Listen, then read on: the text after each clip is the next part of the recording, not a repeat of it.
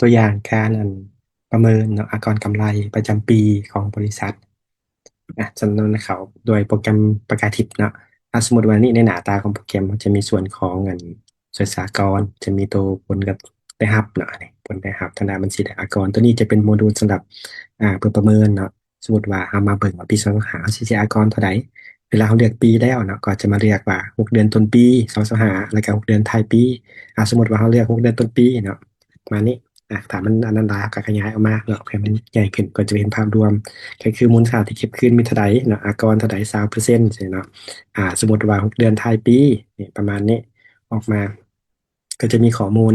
ต่างๆหลังจากนั้นถ้าว่าเมื่อปีเนาะตัวอย่างเราจะเขาประเมิน6เดือนท้ายปีแล้วกลับมาปริ้นเนาะรายงาน6เดือนเมื่อปีไปครับเป็นปีมีเท่าใดแต่ก็จะเป็นอยู่ PDF อยู่ตัวนี้เขาก็จะเบิ่งออกมาเป็นหน้าตาเนาะของใบสมเทียบใบสมเทียบ ก็คือนี่ออกมาเป็นใบสมเทียบผลได้รับบัญชีดากรเห็นว่าผลได้รับทางบัญชีนี่ตอนนี้เนาะเก็บคืนรายการที่เก็บคืนรายการที่เก็บคืนเมื่อไหร่ครับออกมาเนาะตอนนี้ฉะนั้นกรกำไรที่ต้องมอบอยู่ประมาณนี้อันนี้เป็นตัวอย่างและใบตัวนี้ก็สามารถเป็นพื้นฐานในการแจ้งเนาะของเราได้อันนี้ก็เป็นโมดูลที่ช่วยเฮ็ดให้เวียกงานคุ้มครองสุสากรเราสะดวกขึ้นเนาะในโปรแกรมประกาศทิศสามารถนำไปฝึกซ้อมเนาะแต่ทดลองกันได้